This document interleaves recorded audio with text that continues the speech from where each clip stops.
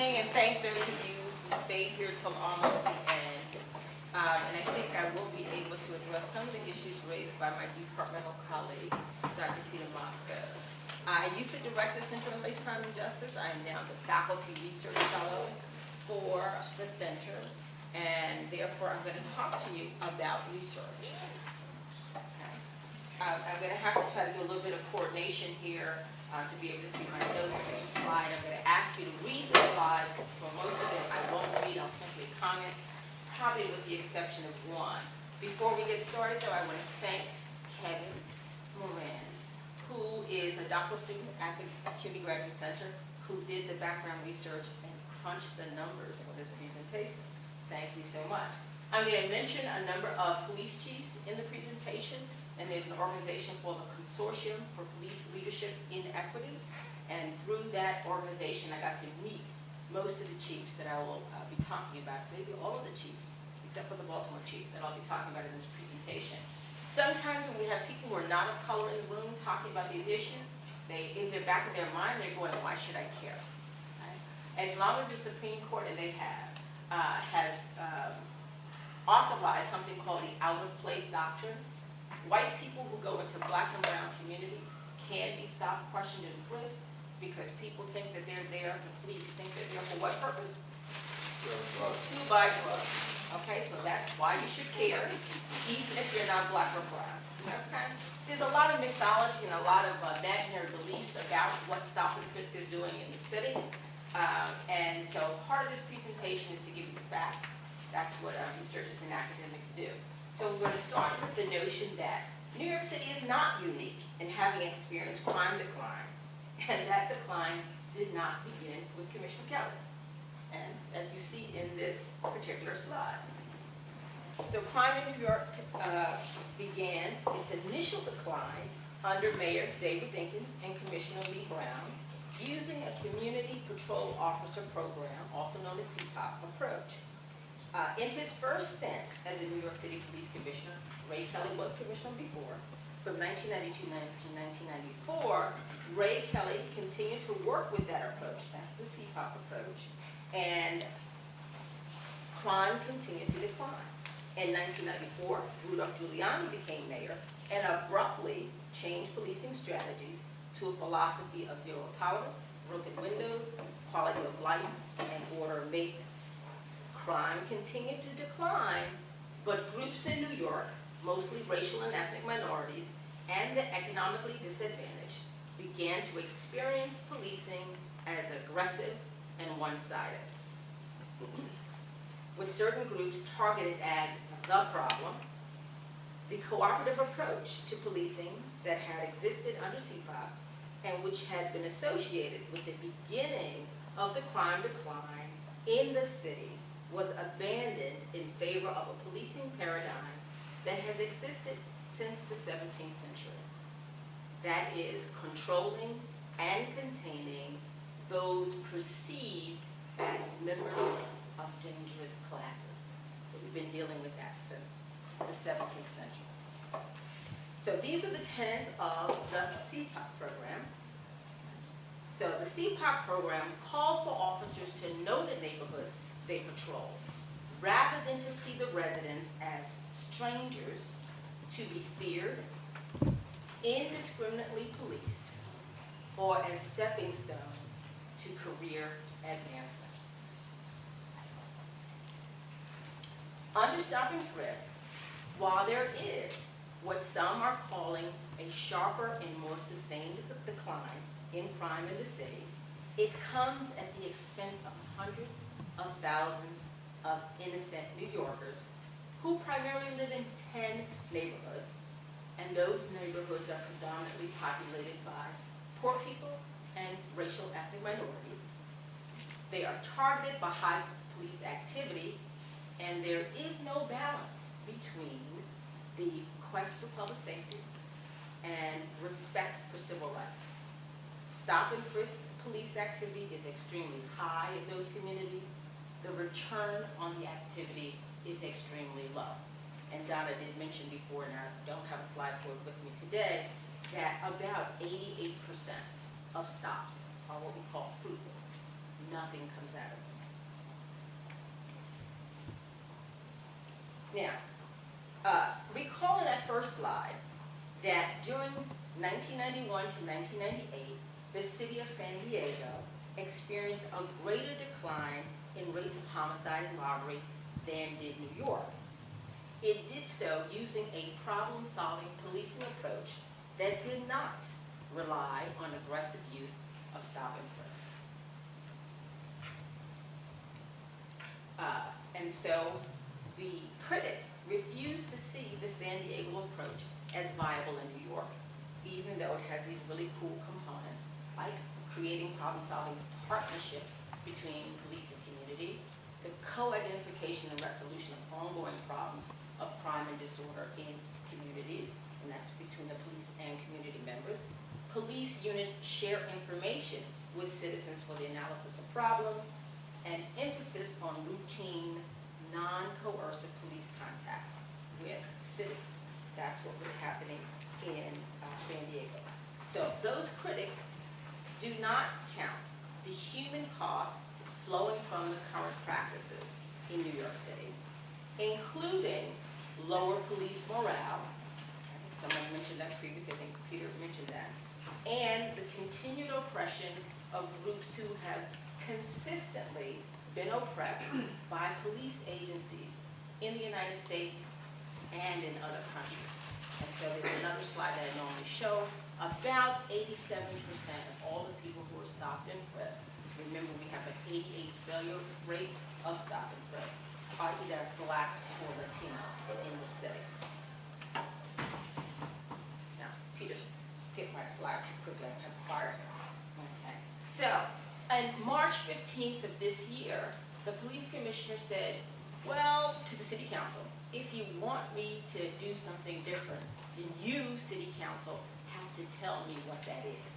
I don't see any other way that I can reduce crime in this city without doing stop and frisk. So he was already aware of the San Diego example. And so there are 3 slides that I'm going to show you. And what is special and unique about those slides is that the police chiefs, commissioners in those cities are all of color. They are in fact all African-American males. I have met them all, and they are the most upstanding individuals you could probably meet. They care about everybody, and they believe in constitutional policing. So as chiefs of colors move into positions of leadership in policing profession, they have brought innovative and humane, I want to repeat that, innovative and humane approaches to their police work. Though somewhat in their infancy, which means their work is just beginning, those approaches have produced declines in crime in their respective cities, and those cities include Houston, where we see the violent and property crime rates have been reduced after the leadership of Charles McClellan. And in Detroit, we see that at the end of the chart, we've had a significant decline in Detroit in both violent and property crime. And in East Palo Alto, California, where we see decline in violent crime that is consistent. It's been sort of up and down, but right now we're experiencing decline in violent crime in East Palo Alto. And East Palo Alto is 94% Black and Hispanic.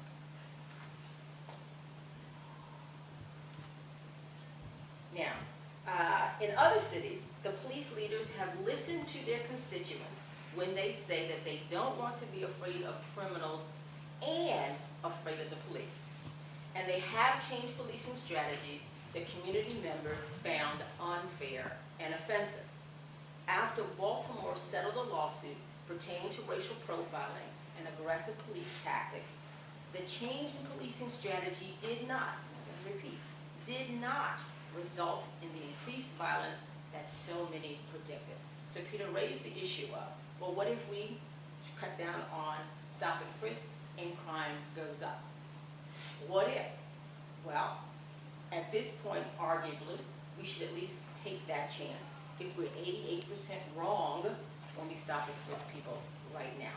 Baltimore was forced to take that chance based on a lawsuit. And in fact, when people thought violent crime was going to go up. As we see at the end of the presentation there, that crime continued. The violent crime is a little bit different with property crime, but in fact, the violent crime rate continued a general pattern of decline. So it was no longer a what if for Baltimore. Gloom and doom was predicted for violent crime rates in Baltimore.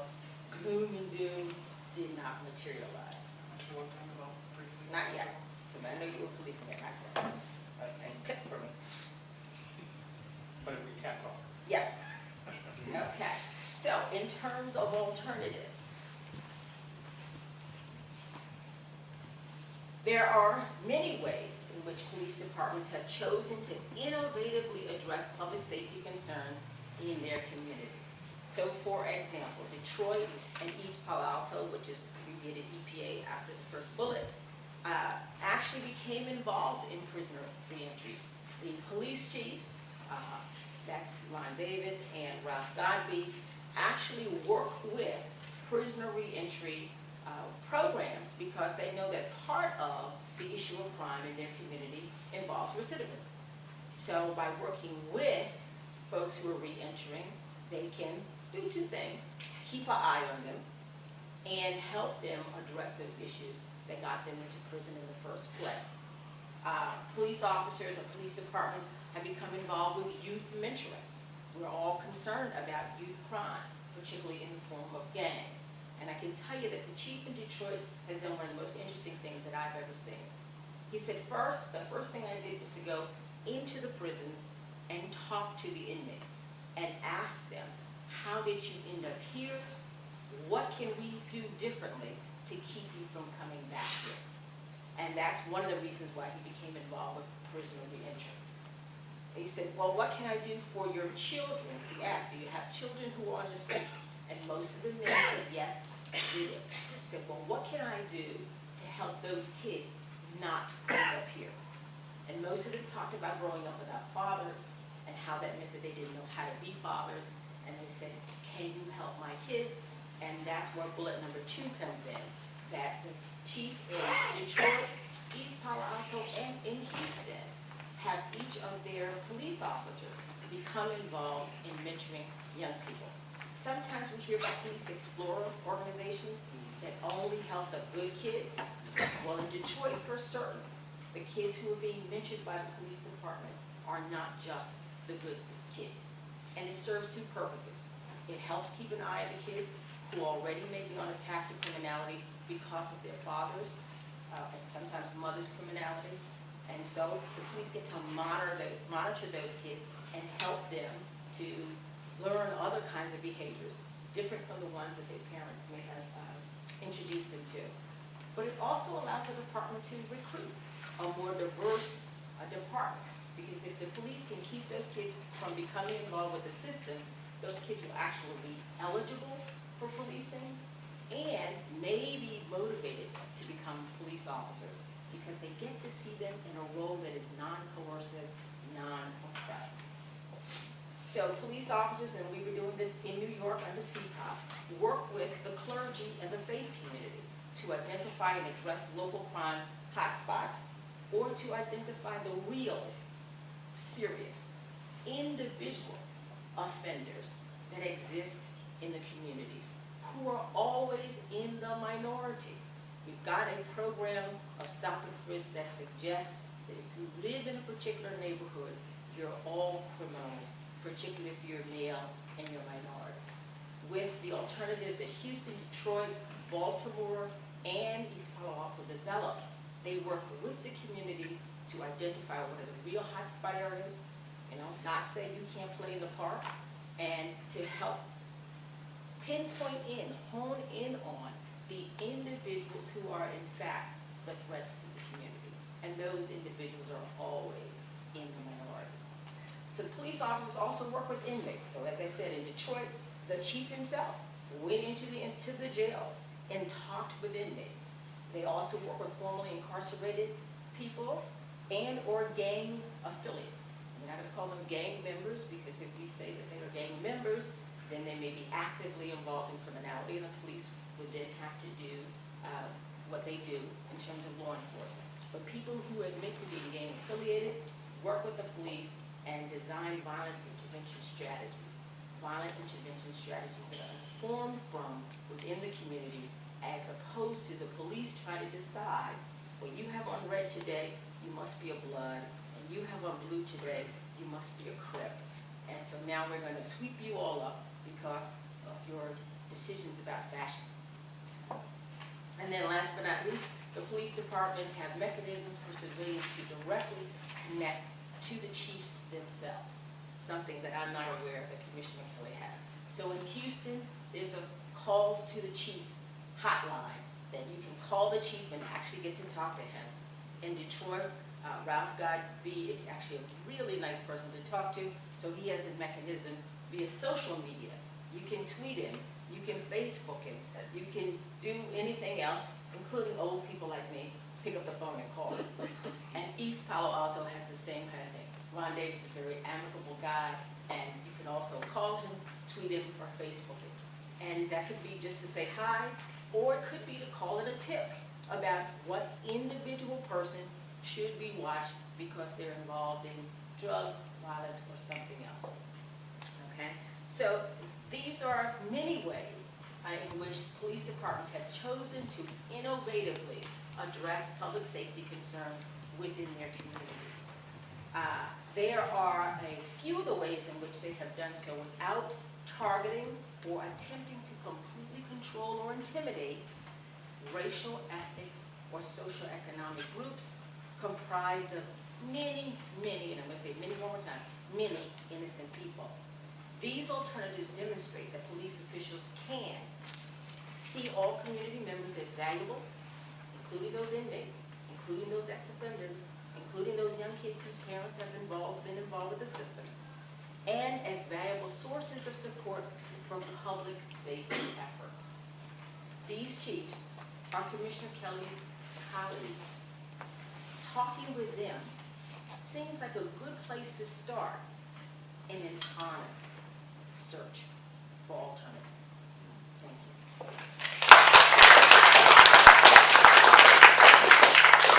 Thank you very much, Laura. I'm sorry, no, the last slide was that we are involved in New York. We need to do that. The Ties Foundation has awarded John Jay College a grant to bring together in one place all of the valuable research that has been and is being conducted about the legalities, the impact, effectiveness, and alternatives to stop, question, and frisk. It is a multidisciplinary team that we're trying to pull together here at John Jay to make this information available in a database that will then be on a website that's accessible to the public and to politicians. The collective research is being gathered by something we're calling ourselves the Research Working Group. The Research Working Group is part of this larger organization. Donna mentioned it briefly. It's called Communities United for Police Reform. CPR is trying to produce change in the way policing takes place in New York City. And if you'd like to become involved in that effort, I don't have flyers like everyone else had, but we've got a really catchy website called www.changethenypd.org. And so if you'd like to learn more, if you'd like to get a copy of the PowerPoint, it's up here on the front table. Or if you'd like to learn more about CPR or John Jay's role in CPR, you can talk to me or visit that website that's up there. Thank you. Very briefly, I want to add, one of the good things that happened in Baltimore while crime was going down, not when I was there, well, my commissioner ended up doing prison time.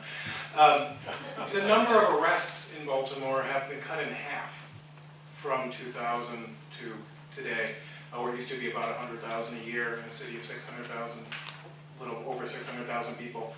It's been basically cut in half, and if nothing else, it shows that a lot of his priors can be made with fewer and, dare I say, smarter arrests, as opposed to sort of a lock 'em up kind of philosophy. Perfect. Well, I know the hour is getting late here, and appreciate very much your patience and interest, continued interest. What I would like to do, and I'm going to do this as rapidly as I can here, because I want to give some time for questions as well. I have written an open letter to New York City Police Commissioner Kelly. Perhaps I should include some of the other police chiefs. Loris has mentioned, although I probably have to rework the letter somewhat. But in any case, what I would like to do is read this to you. I'll try to do it as rapidly, as efficiently as possible. There are a lot of different themes that are in this letter, taking off to a certain extent in what Cornell was talking about in terms of making links between a fear-based criminal justice system, an economic system that has devastated millions and tens of millions of people in this country, a racist system that we still have not really dealt with, and the need to go back to a profoundly important narrative within a prophetic Jewish and Christian tradition, Martin Luther King, Gandhi, Christ himself. So, the patience, let me just read this formally. This is an open letter to... No, it wasn't even Greek. We're the two Greeks on the panel. Those are part Greeks. All right. Dear Commissioner, but Jesus was Jewish. We know that. Orthodox. All right, enough of that. Okay.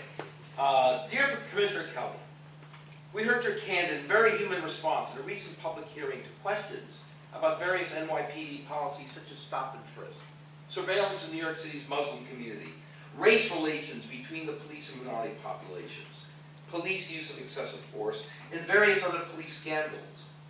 Your answer should give both proponents and opponents of these positions reflections and pause. What you said to your critics was basically that they should put up or shut up. You have been appointed to a position as a steward for the public safety, and if your critics had other answers and proposals, they should come forward and submit them. Violent crime was down. We've not had a terrorist event in the city since 9/11. So essentially, if they can do a better job, now is the time to offer their ideas and proposals. We accept your offer for dialogue and are grateful for your challenge. We agree that there needs to be a more participatory, democratic conversation, and we welcome the opportunity to have a debate with you, fellow police officers, the mayor, academics, journalists, and ordinary everyday members of the larger New York City community. We're all struggling, trying to bring into existence a narrative of human rights that respects and understands our individual and group fears, insecurities, histories and hopes, and our common need for basic security. In a sense, we should not be surprised at your reaction during the public hearing. For the last 40 years or so, our society and culture has been inundated with the message and subsequent allotment of massive resources directed toward a war on crime and drugs, and a massive political movement toward mass incarceration, largely and disproportionately affecting young urban men of color. The dominant paradigm has been the broken windows, zero tolerance philosophy, which argued that intolerance by the police and others of the smallest illegalities would lead to more serious crime rates going up.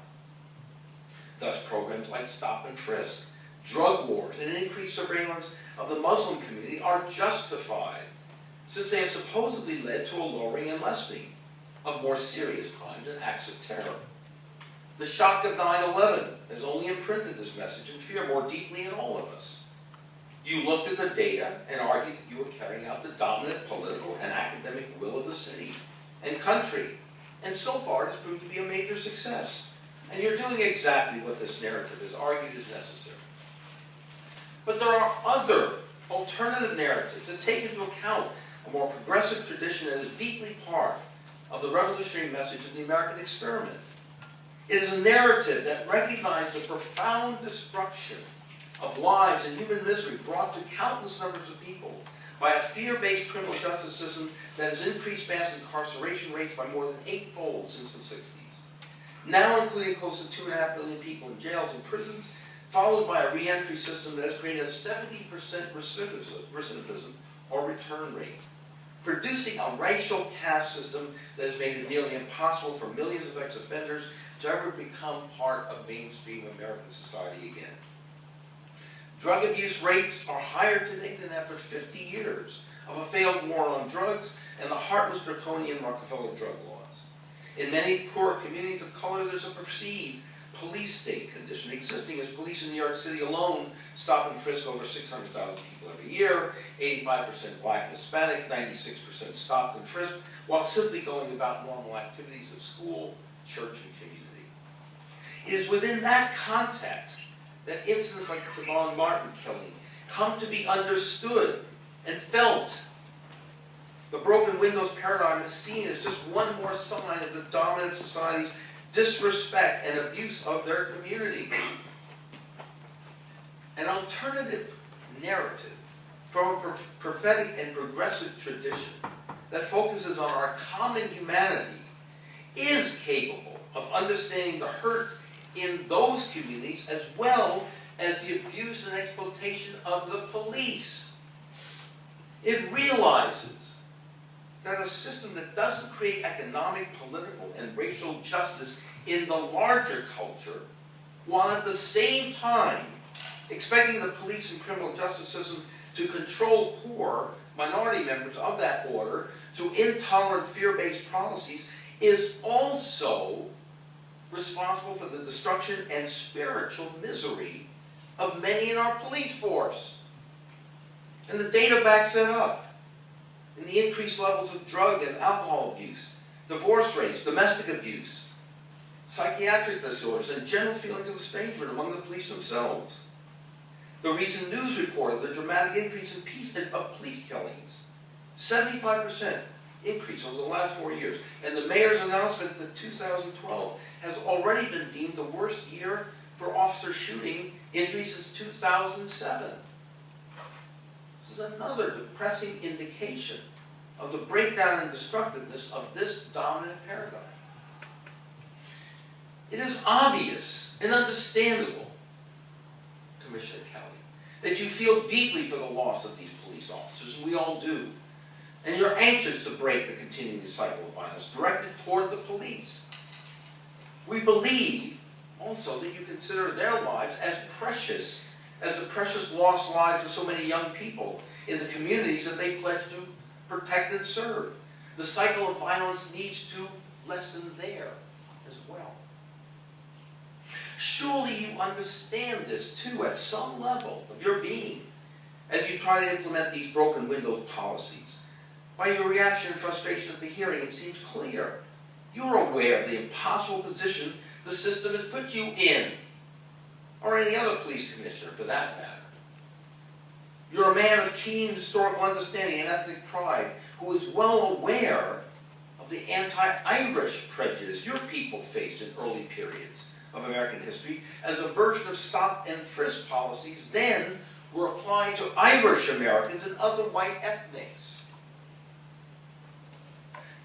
You surely are aware of the critical role the police have played from the very beginning of their history in America as the Irish and other young, mainly white immigrant men often were inducted into the police force shortly after getting off the boat, given a billy club and told to act as strikebreakers and bust heads of other poor white ethnic workers struggling for some form of economic justice. The use of massive police force in the recent breakups of the various Occupy Wall Street demonstrations is an irony surely not lost on you either. For that matter, we know Mayor Bloomberg is not oblivious to the hurts and struggles of American Jews and his own individual struggle as a Jew toward the American dream, as he ponders what sort of social order and public safety policies would best exemplify his own historical Jewish tradition and culture. We need to have this debate with no holds barred. We need to think big, as President Jeremy Travis of John J. Collins has remarked, looking beyond the punishment paradigm that envelops so much of our criminal justice system. We need to have a serious and concrete discussion of the sort of curriculum, training, and roles the police and other members of the criminal justice system could play in this new narrative. We need to understand the nature of racism that has evolved into a modern form of what Michelle Alexander has called the new Jim Crow and mass incarceration. Stop and frisk has become one of the pipelines into this new form of oppression and control. We need to understand an economic system that has been gamed to create failures and scapegoats, prey on the weak, using greed and profits before people to foster a worldwide arms trade in which the United States provides more armaments and weapons of destruction than all the countries of the world combined. We need to understand that this economic system is an economic system whose mantra of profits, greed, and growth amounts to a holy war against the forces of life and nature, promoting rationalized, self-serving consumerism by plutocrats and oligarchs, encouraging empty, materialistic lifestyles, stultifying our souls, and destroying the fabric of our natural environment that sustains our life and all life in this world. Stop and frisk philosophy and policy is integral link in this chain of destructiveness and dysfunction, endemic to many facets of American culture. We must guard against piecemeal efforts and reforms of that policy that will only continue to perpetuate a cycle of violence in another form. Auditing worksheets, forms, that officers fill out after each street stop and developing a quantitative mechanism to pinpoint those officers who are the object of complaints from civilians over street stops does not and will not change the fundamental culture of policing that is part of a broken system. Focused deterrence is another example of a perceived reform that sees itself as going after a small cohort of young men responsible for most of the violent crime in minority neighborhoods, instead of harassing innocent bystanders in an effort to score easy arrests, as had been done under stop and frisk. We have a president who follows that same philosophy. President Obama's philosophy of war has also focused on the perceived bad guys. As Peter Bergen in a recent New York Times article has pointed out, Obama has decimated al-Qaeda's leadership.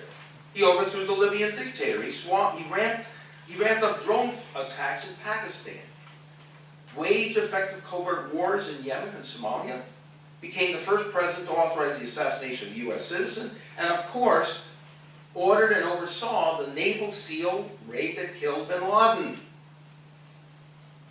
In switching rhetorical gears, Obama abandoned Bush's vague and open-ended fight against terrorism in favor of a war with particularly violent jihadists. Focused deterrence. It should be obvious that focused deterrence as the philosophy of war, or as a policy designed to do away with crime, is simply not a paradigm or philosophy designed to bring about a safer or more peaceful world. For that, we need a new narrative and paradigm that Martin Luther King described as seeing the great distinction between a reform movement and a revolutionary movement. We are called upon to raise certain basic questions about the whole society. His insistence on a radical restructuring of our society offered a positive vision of what we can strive for, a society in which all human beings of all races are treated with dignity and have the right to food, shelter, health care, education, and security. One needs to only look at societies and cultures that have adopted these values and see the subsequent reduction of crime and violence in those cultures to understand the need for America to move toward the same transformation. Stop and frisk, along with other fear-based retributive criminal justice policies, have no place in these societies. America is again at the crossroads of its historical experiment. The choices should seem obvious. More of the same violence and cruelty in different focused forms, or a true transformation and healing of humanity that radically reduces the cycle of violence and hate. Stop and frisk should and must go. We look forward to having this conversation with you, Commissioner Kelly, so we can help bring about the healing, understanding of our common humanity and public safety we all need and want.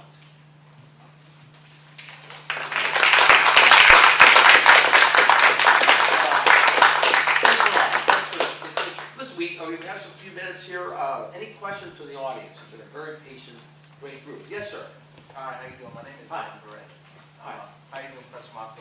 Good to see you. I'm a grad student over here and I graduated. And I had a question for the gentleman, the revolutionists, and then a follow-up thought after. During the end of your speech, you explained and articulated that you weren't into voting. Could you elaborate on that? Yeah, I could. Will you? I think that the problems that we're dealing with, the way that the criminal injustice system comes down on people, is rooted in the very way the system operates. Like, let's actually look at it, because they talk about, well, our kids are into crime and violence. Why does that go down? Who took the jobs out of the community? Our kids didn't do that. Their parents didn't do that. Who wrecked the educational system that actually is geared towards large numbers of youth dropping out? Again, not something our kids did. Now, some people will say you can trace that to globalization. Well, globalization is going for maximum profit for a handful of very wealthy, very powerful people. And if that means putting large numbers of people on the sidelines, so be it. And that is not a question that gets put up for debate and discussion and transformation in the elections. And I'll go back historically to speak to this. The war on drugs became the issue of the 1984 elections. No candidate ran against the war on drugs. What it was each candidate competed to talk about how they were going to be more forceful with the war on drugs. So your choice was to pick the guy who's going to be the most vicious in prosecuting it. But what if you thought it wasn't a good idea? There was no candidate for that. There was no political party for that. And it is similar. Let's look at mass incarceration. The 2.4 million figure was achieved slightly before Obama's election. 2.4 million people in prisons across the country. It has remained pretty static through his election. If you wanted to deal with that problem, you weren't going to be able to deal with it by who you got into the White House, who went to the doghouse.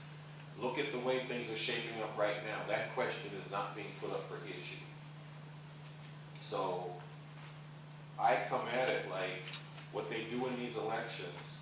I mean, you can look at, because Jim was talking about the drone attacks. Well, Bush started those, and the anti-war movement was against Bush and everything he was doing. Obama has actually escalated them, but he succeeded in paralyzing the anti-war movement because people thought he was a peace candidate. So what actually happened through that election is that people validated Obama as the approach they wanted, representing the approach they wanted to take, and got a continuation of the Bush thrust in that area. So I think if you really want to talk about dealing with the problem, I think it's going to take a revolution, and I will debate and discuss that with people, but I also think that we need people to take on the actual issues. I've chosen the criminal justice system as my issue that I focus on, and I call on everybody who wants to deal with that. Let's debate, discuss it, develop plans of action. If you don't like my plan of action, come up with another one. That's better than mine. I might get with yours.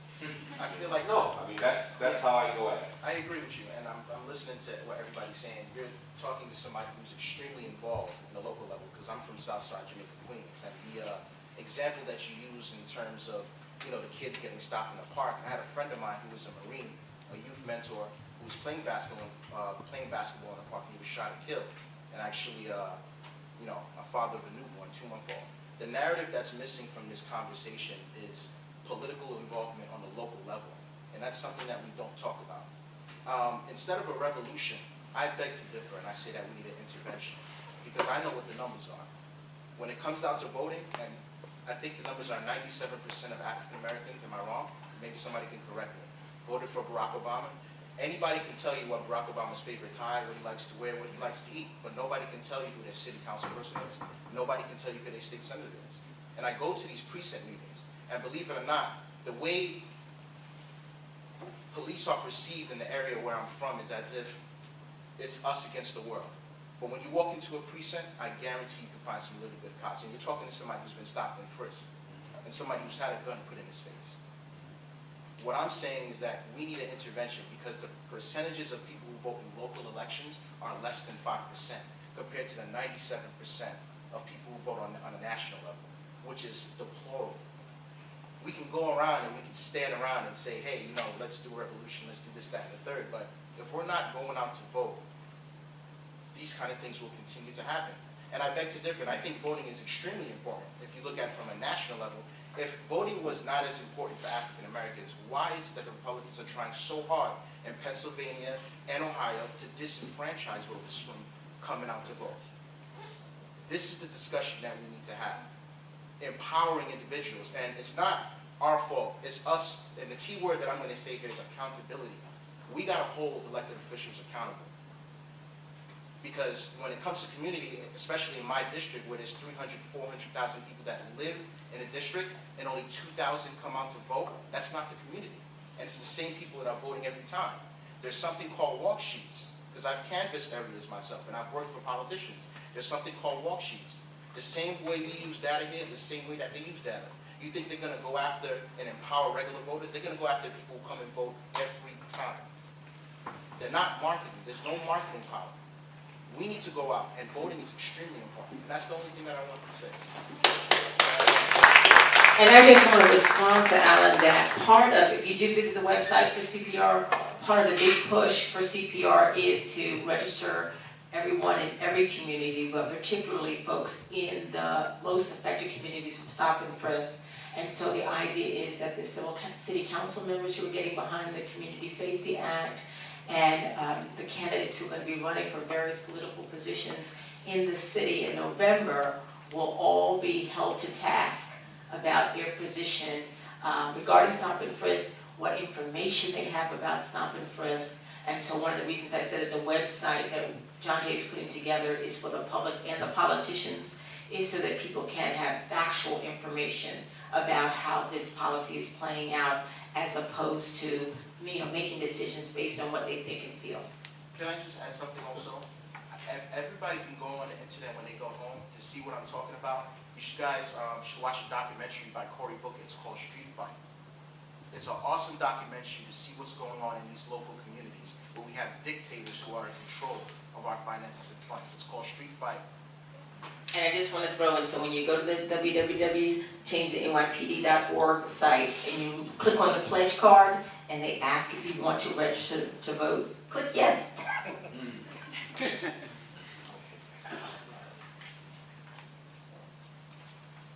Well, let's go there. I think there was a hand back that way, but it went down, so let's go here. I want to follow up on his comment, which is we need to address some core issues here, which has to do with the image that we as people of color are portraying to the world. You know, starting with pulling up your pants, etc., and so on.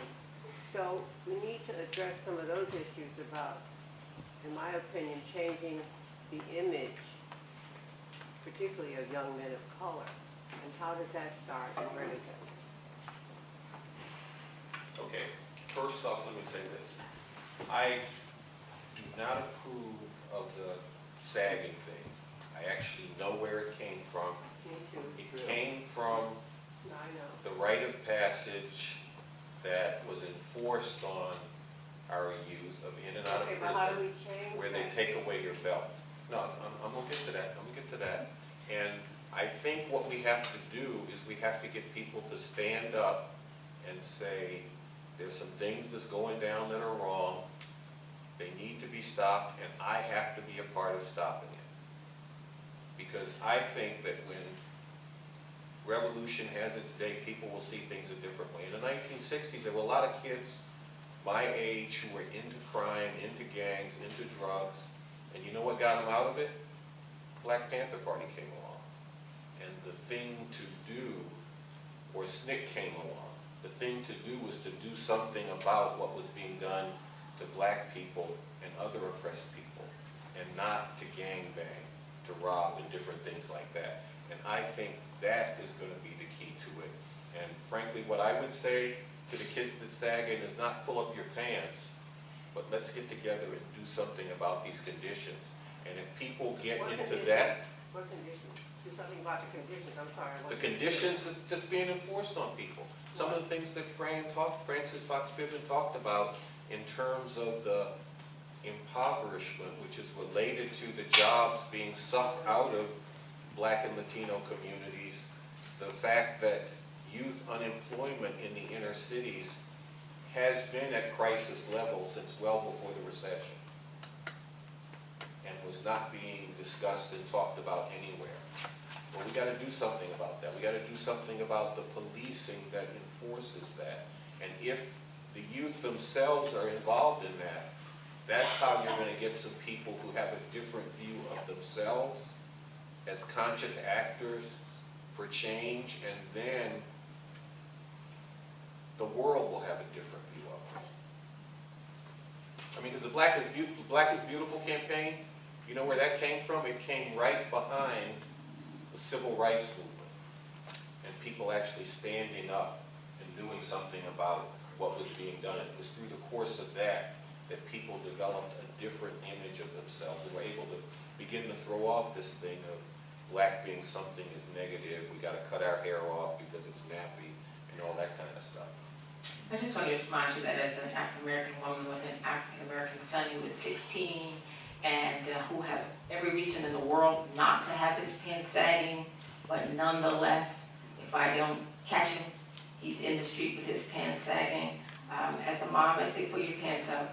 But I think there's a way in which we need to talk with and understand why these young people are dressing this way. It hasn't always just been young Black kids.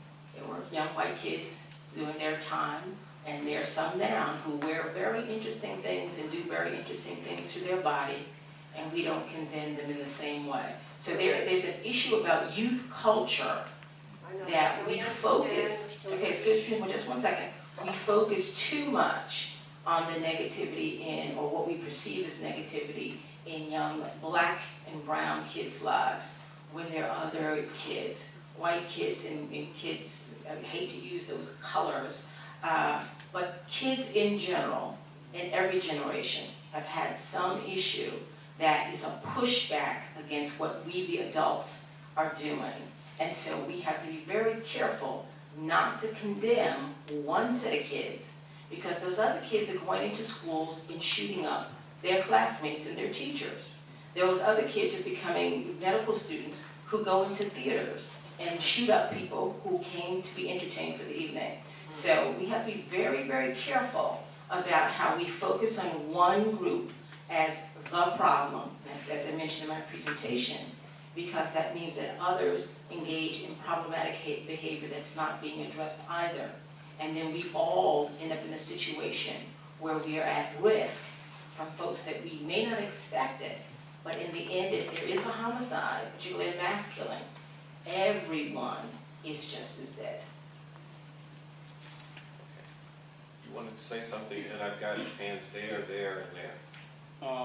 Maybe there, I'm not sure. B.M. Marcus, Community Director for the Borough of Brooklyn, advocating for the people of Brooklyn.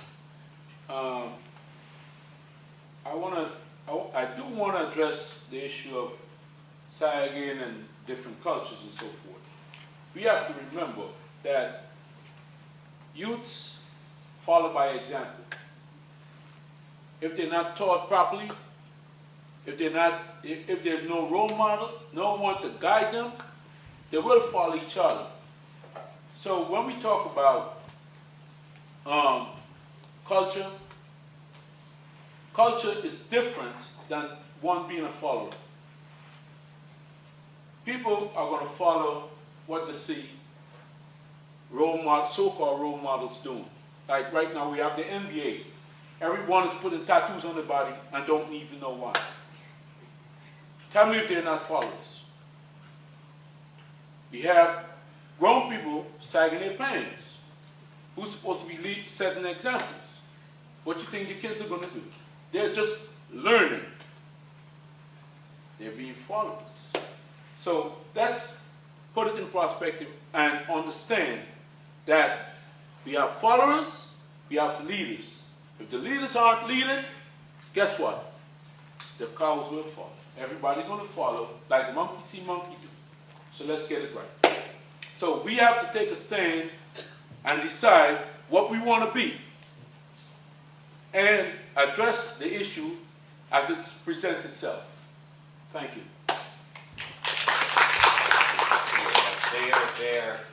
There. And then I got hands here and there. But those, you and you, lining you up. My question is this: why is it that? Okay.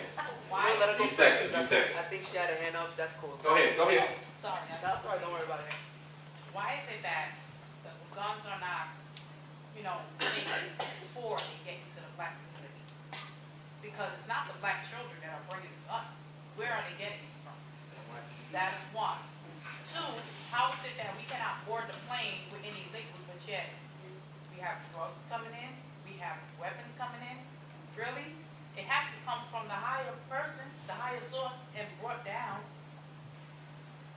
Stops from where it starts. Nip it in the bud. That's one. Of course, they're not going to do that because that's where it's affiliated with white collar crime. So it's not going. There's no way to stop that, but to get into the black communities and just have them pay the price for it. Now, as far as children wearing their pants down, that's up to the parents to speak to their children. Yes, but when they have that role model that has been stopped and frisked and brought into prison, and they're wearing their belts have been taken away from them, and they have to wear their pants under their behind, they get accustomed to that. So now when they come outside, this is something that they bring with them. Okay, so now it's a stop. So that's where that starts. So if we want to stop it, we have to find a way to let inmates wear their pants on their waist, so that when they come out, they'll know to keep their pants on their waist. Pretty quick, in prisons, And why don't the parents? in prisons, Wait, in another thing. Why wait for the police to stop and visit children? Why can't you check your own household and make sure that your child don't bring anything to the house? Point blank, clean them up at home and they won't have to be bothered outside. Then ACS is gonna get involved. It's a vicarious relationship. Okay, let ACS get involved, because when the police does it, you have no say-so. When your child is Sean Bell, what happened to Sean Bell? I totally agree with There's you. no say. I totally agree. So And do what you have to do at home. That's my child, and I'm gonna take care of my child. So as long as I don't break a limb, I don't curse, I don't send them to the emergency room, I'm gonna do what I have to do. And As if a they- former prosecutor, I want to cut you off there before you end up No, excuse me, prosecutor. in custody. I can't be. You don't want to do that. I won't be, trust me, I won't. Because you see on the dollar bill and behind you when you're in the courtroom, when it says "In God We Trust," that's the same God that y'all trust on paper is the same God I trust in the Bible. And it says that you have to chastise your child, because if you don't, then there's no way to do it when they're older. So that's the rule that I go by, if ACS really wants to know. I'm going to say really quick. I agree with you. I raised four adults, all four in college. Florida State, Atlanta University, Morris Brown, and Maryland Tech. Okay, my oldest son is going for his doctorate. So I took the stand that no government or agency is going to allow me to raise my child, is going to raise my child for me. I have to do the job. So until the state give us back our children, right, they're going to keep creating this chaos that's going on right now. And we as a people need to stand up, if we are the government, and tell the state how we're going to raise our child, instead of having the cops raising our kids for us by beating them, brutalizing them, and killing them on the streets. I just want to respond to the young lady. Part of the problem with what the statistics show us about stop and frisk is that the kids who have been raised by parents and who don't have anything on them are the ones who are primarily repeatedly stopped, questioned, and frisked. Out of 685,000 stops in 2011, a little over 800 guns were found. So that's a lot of unarmed people, children and adults, who were stopped, questioned, and frisked by the And police. that's why I said they need to get into the communities where the weapons are, which is in their own backyard. There was a recent expose by WNYC that indicates where stop and questioning and frisking is going on most is not where the guns are being recovered. That's Yes, that's not what I'm saying. You're misunderstanding what I'm saying. Okay, would you like to say? I believe what you're saying is that there are guns that flow into the inner city, drugs that come into the country, and let me just quote Dead Prez, the rap group on this. We ain't got no boats, we ain't got no planes, we just caught up in the game. In other words, this stuff flows into these neighborhoods and then ends up in the hands of young people who swing, bang, This is why I said and buy guns to, and there's a bigger thing that's going on, and that larger thing does not get targeted. And it's similar to the marijuana arrest, because if you look at the numbers for marijuana arrests, you would think that only Black and Latino people in New York City smoke weed, because out of 50,000 arrests in 2011, 45,000 of them were Blacks or Latinos for marijuana possession. Now, the usage of marijuana is not that out of line. Frankly, there's a lot of young white people who also get high, but the law and the law enforcement does not target that. It also doesn't target, like, cocaine dens down by Wall Street, even though, like, reporters have gone down to cocaine dens and written articles about the cocaine dens, and if the reporter can find it, the cops could. There seems to be, there's some targeting that goes down. That's real, and that's something that I was trying to speak to. One final question. Well, I was going to say, I was going to go to them unless you... Okay, before we go to the final question, to Commissioner Kelly's credit, he has very recently been asking Congress to take a stronger stand regarding gun control on your original point that the guns come into the community from other places. And I think it's certainly the first time I heard him be that forceful about asking for help in keeping guns out of the city. And certainly Bloomberg did, of course. There. Well, I would like to thank the panelists for totally different perspectives. Me personally, right now, I work in downtown Brooklyn, and it's a restaurant, very affluent neighborhood, and there's a lot of weed. Most of the people who smoke weed do not look like me. They do not face anything like stop and frisk, police harassment. Me, growing up in the Bronx, and ever since I left, things have gotten worse, you know, but it's just something that we need to acknowledge when addressing these policies is that there are certain targets and demographics which are drawn by racial lines, and that's something that we need to get out there. Also, in regards to policing, I think we had a very interesting perspective. I'm sorry, what's your name? Moscow's. By Mousecos. We had a very interesting perspective. And we also had different perspectives in regards to working with the system. Now, I'm personally of the opinion that, me personally, I face police harassment from other police of color, whether they're Latino or Black. Who killed Sean Bell? There was Black cops who killed Sean Bell. You know what I mean? Not only that, but with Adam Guima, when he was being sodomized in the bathroom, the whole precinct was present, but nobody opened their mouth. You know, so one thing, obviously, that we need to address is the police, the system, and I think we had different perspectives on that. But one thing that I feel that wasn't addressed was specifically the underlying causes of crime. Inferior schooling, poverty, the conditions that persist within our communities. And yes, I mean, at the same time, politicians are accountable. They should be accountable, but what else is accountable? You know, and I feel that there's a problem when we fund war more than we do education.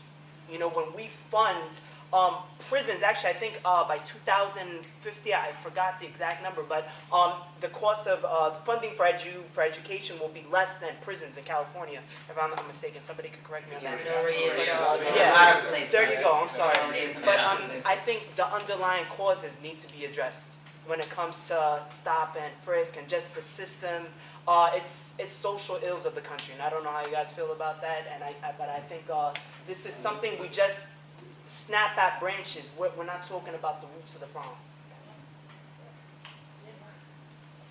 I want to comment on something that, what was that gentleman's name again? Marcus. Yeah, I totally agree with what he said about the leadership. The whole change the NYPD, I agree, there are always going to be bad apples everywhere, no matter what, and we do need to change that. But the focus shouldn't just be on the NYPD, because the same communities that they are going into, those same communities need to change their attitude as well toward the NYPD. Because if NYPD is all sugar and spice to the communities, and the communities are giving them shit back, obviously, it's not going to work at all. So I feel like there has to be a change in both the community and in NYPD. Well, I agree with you. I think the onus, however, has to be on the police department for that first. And Mr. Brown mentioned some of the ways that police can work better. I agree with what you say, but that's a police job, I think. And some people will always hate the police, and in a way there's nothing else to do about it. Criminals probably shouldn't like the police, but there's that bulk of everyone else. When non-criminals don't like the police, my thought is maybe the police are doing something wrong. And if you were, and you should tweet or Facebook the chiefs that I mentioned, they are policing in very tough areas, but they don't have the kind of pushback from their community. And they do have criminals who like them, okay? And so we have models that exist. So we don't have to sit in a vacuum and say, what we've been saying here in New York is, well, we don't have anything else. And so, one of the reasons why I decided to do the alternatives presentation tonight, rather than just present you the data of stop and frisk, is because the commissioner issued the challenge. Jim read you this very eloquent letter, and the notion is we're not starting from scratch. Policing doesn't have to be a love-hate relationship between the community and the police. There are police chiefs, if you talk about the leaders, there are these police leaders of color and not of color who are in fact saying we can work with our communities to make them safe. We don't have to be the only ones in charge of public safety, and we don't have to treat everybody like a criminal in order to make our streets safe. Okay, I see 5 people who had their hands up. I'm going to try to take them in order. Here, here, in the back, over there, and then there. Everybody got their order? Go. I worked in the police department for 26 years, and I agree with everything that everybody said here today. I'm not into being a revolutionary, but I do understand your anger. Everything that everybody touched on, I probably witnessed. Blacks and Latinos on the corner, a very high percentage of police officers that I worked with. Oh, let's pull them over, put them on the wall because they're dirty. Why did they think they were dirty? Because they were a group of blacks or Latinos, and they weren't doing anything else. We're supposed to be professionals. We're supposed to learn how to watch people, know who a criminal is, know who's got a gun, how they walk. I was there in the gang unit in the late 90s when they had an apprehension team that would bring in gang members from the street for identification, and I would interview them, and the first thing I would do was ask the police officer or the sergeant, why do you think this guy's a member of the Bloods? He's wearing red sneakers. Yeah, but that's not enough. Oh, Griff, come on, red sneakers, come on. And that's how it got done. And it's not right. I always went against the grain, although I was very popular in law enforcement. I did a good job for 26 years. I'm not here as part of a class assignment today. I'm here because I want to be here. Okay? But I don't knock that. However you get the message out, then great. The gentleman from Queens over there, I totally agree with him. He walks into precincts and he sees a lot of good police officers. Very good. Yep. You are learning from somebody that is doing things the wrong way. So how are you going to how are you going to eliminate the problem of the way the police are dealing with the public, being rude or brutalizing them or whatever? How are you, well, there's ways of doing it. I think it starts with the whole core, and I believe that if you want to be a doctor or a lawyer, you have to go to school for it, and you pay for it out of your own pocket because you want to be a doctor or a lawyer. If you want to be a police officer, there's other states. You pay, you go to college, you get a certificate. After you get the certificate, Then you apply to the different municipalities and become a police officer. That's a person that wants to become a police officer, not somebody that wants to get in there because they want to get a 20-year pension, because their father told them to get off the couch or go to school or join the army, because there's a lot of that too. Yep. So it starts with the basics, and I think the training of the police officers, I don't think there should be a police academy. We'll save millions of dollars in this city. I don't think they should be trained by other police officers. I think the certificate program, it works in other states, and I witnessed a lot of, I pride myself on the fact that I was a total professional. And I hate to tell everybody in this room, I am the lowest of the minorities. There's not a lot of professionals. They don't care. And can I just say that here at John Jay, we actually have a program. Our certificate program is paid for. It's higher education paid for by City Council and the state, so that police officers who are in service can get up to 12 undergraduate credits and 12 graduate credits. And the officers that I've encountered teaching in that program, I agree with Alan, many of them, most of them, almost all of them are excellent people. But when I mentioned in my talk that their morale is currently down, because many of them don't themselves want to stop questioning and frisk people at the rate that they're being asked to do it by the department. So because quotas are illegal, we won't call them quotas, so they're called productivity measures. And so when the officers are being made to come up with a certain number of UF-250s, that's the form that they record their stop, question, and frisk on, they said, you know, I'm writing tickets for riding bicycles on the street, I'm writing tickets for open containers, I'm, you know, approaching young men, mostly young men of color, because I think they might have something, because I'm told if I don't come in with my 20 UF-250s, I won't get the vacation days that I'm supposed to get. I won't get the transfer that I asked for. I won't be considered for the special unit that, you know, I want to be in. That's what I meant when I said it's low morale. And unfortunately for police officers who want to advance, if their productivity measures are high, that they have their 20 every time they're supposed to, then they do in fact build their careers on the backs of people who live in communities that are poor and minority. And it doesn't matter the color of the officer. And then you get the supervisors in the police department that are talking down to the members of the service, the police officers, screaming at them, yelling at them, treating them basically with no respect, and then they're sending them out in the street. So they're doing it to the people in the street. Yet, we paint on the side of cars on every piece of stationery, courtesy, professionalism, and respect. It's all a fluff. They're all full of crap. But I did love my job, just to let you know. I've always been a big proponent of foot patrol, and one thing I find amazing that the NYPD has managed to do is make foot patrol unpopular in the areas where it's present, maybe through impact zones. And part of the problem is where you need the best, most experienced, most professional police officers. You have officers straight out of the academy, many of whom are from Long Island, have never been to the city, don't like the city, and have nothing to do with the city. That's true. New York City may have the luxury, if they could grandfather, and this does not make me popular among police, if they could grandfather a residency requirement, wouldn't solve all the problems, but it would help a little.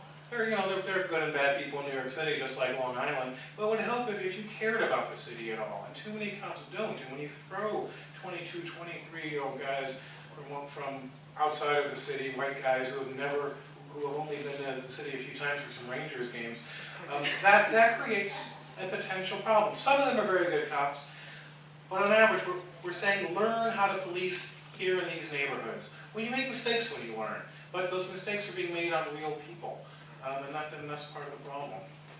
Okay, we're running out of time. I had 3 people lined up. What I'm going to ask you to do is you 3 people speak. You guys remember who you are? You, and you. And then any remarks. The panelists will hold. Young lady in the back. She hasn't had a chance yet, right? Well, but nobody that I'm pointing to. Okay, sorry. So we'll make it 4. A young lady in the back. Yeah, I know. I got him right there. Then you, and then I'll come back to you, and then panelists will hold. My name is Matthew Jones. Kind of hit basically on some of the things I was just about to say. It's like the stop and frisk. The overall aspect of it, I think, is like a scapegoat for police. Unfortunately, they use that to fulfill the whole quota. Because, like you said, at the end of the day, they might come in and, hey, you need to fill out this amount, so you need to have this. So unfortunately, what they end up doing, going to where quote unquote the criminals are. And at the same time, simultaneously, I think it's the overall stereotype of social stigma of criminality. Who are the criminals? It's like they impose that characteristic, say, you know, black, Hispanic, they are the criminals. Therefore, if we go in that neighborhood and we do this amount of thing, nobody's not going to pay much attention because they know they are the criminals. So what happened? Okay, on this end, nobody pays attention, but simultaneously, it's eradicating and destroying the community. Also, like, I'm part of the Prison College Pipeline, John Jay. I'm also part of the Justice Corps. When I visit the correction facilities or I go to the youth centers, a lot of the kids are like, you know, my parents are not home. Kind of going back, you were saying about the sack in the pants thing and whatnot. A lot of kids, they just do it just for the follow, just for the show. They're like, you know, we're in the group, I'm part of a group. I see a person do it, so they're like, I don't really know why I do it. I just see people doing it, so I do it. And I'm like, you know, that's not like, for example, the worst thing that I ever got was in junior high school. When I went back to MS-61 to give a speech, one gentleman came out and he had the same pants on, and I'm like, why do you wear your pants like that? His response, because it made me look like Biggie. And I'm like, you know what happened to Biggie, right? Yeah, that was I'm like, you know what happened to him, right? Is that what you want to happen to you? He didn't really say nothing. He just kept on going. So I'm like, it's kind of they see things, they don't really understand it, but they follow it. And simultaneously, it's like, you go into politics, you see politicians or the government don't really, I think a few people mentioned it before. Education, as soon as anything come around, first thing that they get cut, education. First thing that investment, you know, is gone out of, anything having to do with extracurricular activities to keep students off the street, to keep them from that direction to say, oh, we're going to go and do this wrong on the side. You know, we need to start investing more in our communities, more into activities that students can go on. So what? They don't have to go over there and do this and involve in that activities, and they don't have to seem so suspicious in everything that they do. You don't have to have the stereotype, oh, you see a few, you know, Hispanic or black guys walking down the street and they might be shooting a ball, oh man, you know, they're about to commit a crime or they're probably suspicious of doing something. It's just the overall mentality that, you know, not every aspect of criminality begins and originates in a black neighborhood. Not every aspect of criminality is blacks or is Hispanic. We just need to find some way. You were saying, Mr. Revolution guy, my apologies for not you were saying the sort of revolution. In some aspect, I kind of agree with the gentleman over there. We need a revolution, but at the same time, it's in the thought. Once we can get that thought around our head that says, hey, this is not really what criminality is. This is not where it originates. This is not what it should be about. We can move from that, you know, stereotype over there, stereotype over there. We can do this to these people over there, but, you know, it's not going to affect them over here because it's all good on this end, you know, but, you know, if they watch us, you know, doing it to them over here, it's okay because they're not being affected while these people are devastated. It's just a change in that mentality we need to incorporate in our society, get it out of our head. Criminality does not, you know, it's not just in one community. It's in everywhere. It's in all communities. And we all need to make a part of it. We all need to do something to solve the problem. Okay, in the back. I don't know his name, the one with the tie. Professor Moscos, Professor Peter Moscos. Hi, sorry. I wanted to comment on some of your statements you made. You had said that you wanted to, I guess, deter away from the historical background when we're talking about the stop and frisk. But actually, I feel like it's a very important aspect to the whole point of it because when you come into our communities, I'm not sure exactly where you live, but I live in the Bronx. When you come into our communities, a lot of these kids are black or Hispanic, and a lot of this dates back in slavery, prison leasing. When prison leasing was when they were just taking black African Americans and putting them into the prisons. And this is where it all dates back to. So I think, you know, and I hear a lot of people saying, you know, he's a revolutionary, but I think the ideas of where he's getting at is very important because it's not just about, you know, oh, they're coming into our community to help us. They're, you know what I mean, like, for you to say, like, oh, I'm not saying every cop in the world is bad, I'm not going to generalize, but for you to say, like, I don't think their goal is, you know, just to, you know, attack black and Spanish kids. I would disagree. I live there. You know what I mean? I see, when I come home at night, there's a cop on every corner I'm walking home. There's 5 cops standing on every corner as you're walking to your house. You have to be more scared of going home around the cops than actually the people who live in the community themselves. So, I mean, I understand what you're saying about, you know, you feel like there has to be some connection between the cops and the community. But like the gentleman in the green said, it becomes us against them.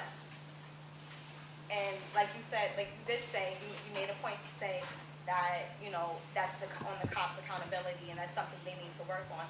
But I just wanted to point out, I think the historical background is very important in this issue. I agree, I'll say more later. Okay. There, and there. Well, obviously, I don't fit into the majority of the stop and frisk, but I actually have been stopped and frisked 5 times in my entire life, and that was all, it was really traumatic for me, I'm sorry. I lived in Harlem all of last year, and I have to be perfectly honest, I was not scared of a single person on that street. I was actually more scared of their dogs, to be perfectly honest.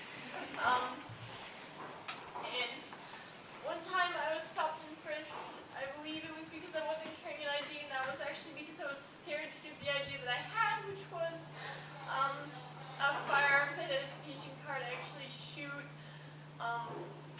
trap and skeet. I gave that identification because I didn't want to lose my Massachusetts ID, and I didn't have my John Jay ID on me, and I was shoved up against the wall because they had probable cause that I had a firearm. Well, okay, fine, but I can't carry a firearm in the state of New York because I have a Massachusetts ID. I know that. I had to pass the test where I had to prove that I knew that to get the ID card in the first place. So this is something really, really tough for me to have to deal with because, I mean, I walk down the street and I get hollered at because I'm white all last year, and that was absolutely awful. I mean, I don't live there anymore because of what that's sort of done to my morale about myself, and it's really sort of been awful. On the other side, I now live 34th and 8 right next to Penn Station, and unfortunately I still see the same things. So, you know, as far as the neighborhoods are concerned, I mean, yeah, it's true, the Bronx, I hear the same things about all of these neighborhoods. I mean, and I lived at the Towers, by the way. I was 135th and St. Nick's, so I was right sort of smack dab in the middle of it all, and it really sort of hurts because I get all of this anti-white stigma from living in Harlem all of those years, and it's actually, I loved it better than 34th Street because it's residential so much quieter. I don't know why they pay for the financial district houses. As far as I'm concerned, it's just absolutely awful.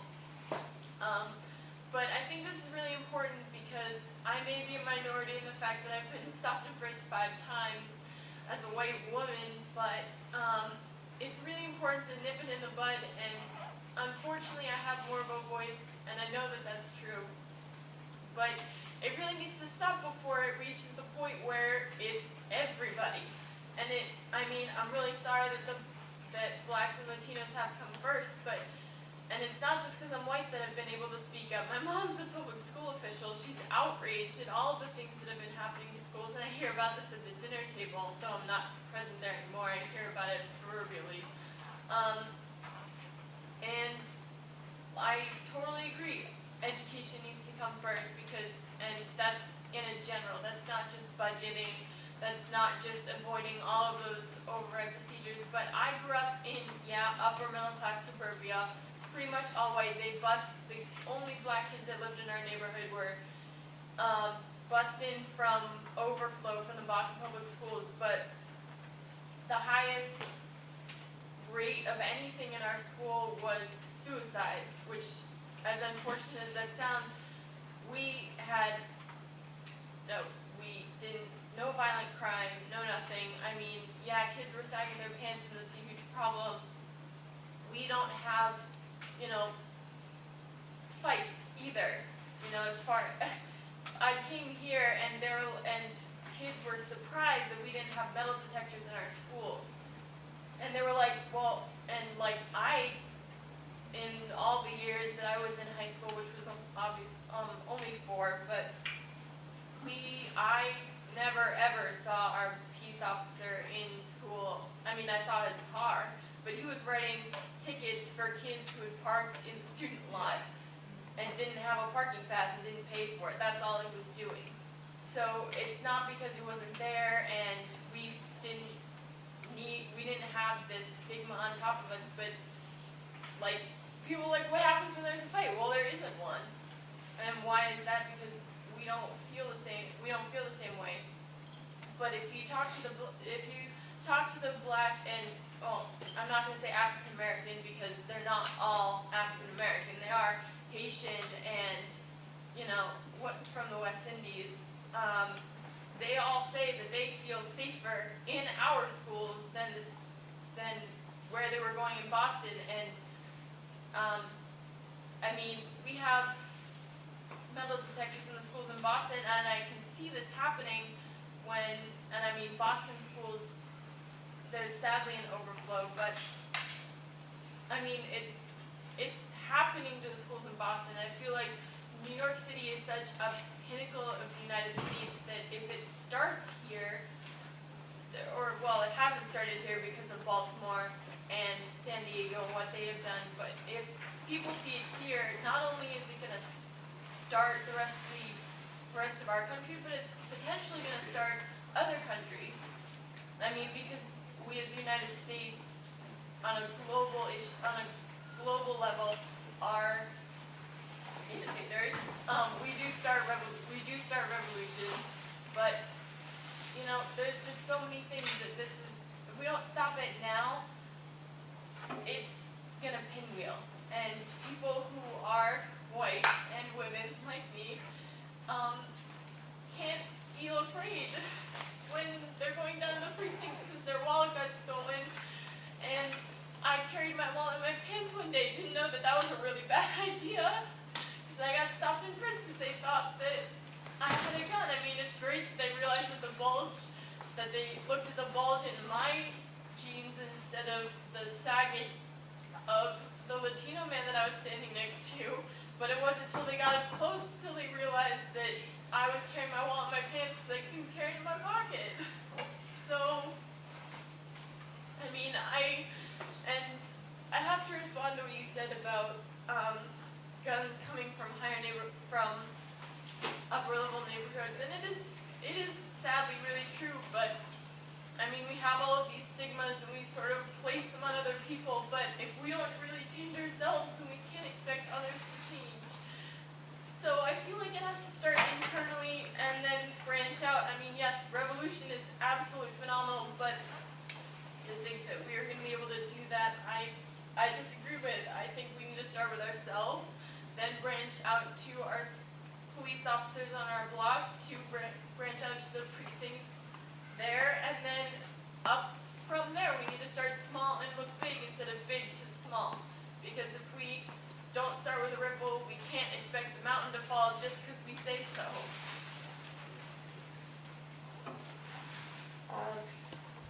I appreciate you sharing that story since it was obviously emotional for you. And sorry I'm sick, but and I totally agree with the notion of stop, and frisk. I think it's like deplorable, and I appreciate the alternatives that you presented. I'm sorry, I don't know. I'm Dr. Jones Brown. Hi, nice to meet you.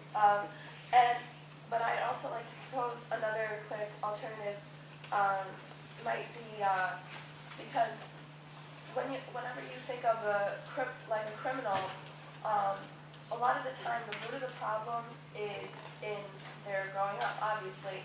But a lot of those problems that we don't talk about, like stem from corruption in the education system sometimes, and also problems within things like ACS, which relocate children what I would say is instead, like, change stop, or stop, and frisk, but also from, like, what the money and the resources you're saving from that, use as, like, supervisory people for, like, this, for schools, not just, like, universities, even though I'm not proposing that universities and high schools are all corrupt. Like, someone who only answers to the law and doesn't answer to, like, with the Sandusky case, like the profit of the college or something like that. And also supervisors who only answer to the law in such places like ACS, because even though I'm not saying those are also all bad people, there are some people who are misguided and don't not necessarily care, but overlook the fact that some of the people some of the people that they place children with are just looking for like foster care money, or they're abusing children or stuff. So like if they think they're gonna get away with it, like efforts should be made to have people in special assignment to oversee. Like I know there's like check-ins, but they're within the they're within ACS, they're within the university. We need to have someone like outside of the goals of the university or the goals of ACS to regulate this, because like almost all of the problems like that cause criminals to do what they do is from things that they learn from their childhood, that like things that they're brought up in bad homes, or they were bullied in school, or they were molested in school. We need to have someone like someone or some people that only answer to the law. They don't care about the profits of the college, or the penalties that ACS for. Okay, we are over time. So, any So my last thing I want to say is that stop and frisk, the statistics indicate that it's not effective in protecting criminals, and so that's one of the reasons why we should do away with it.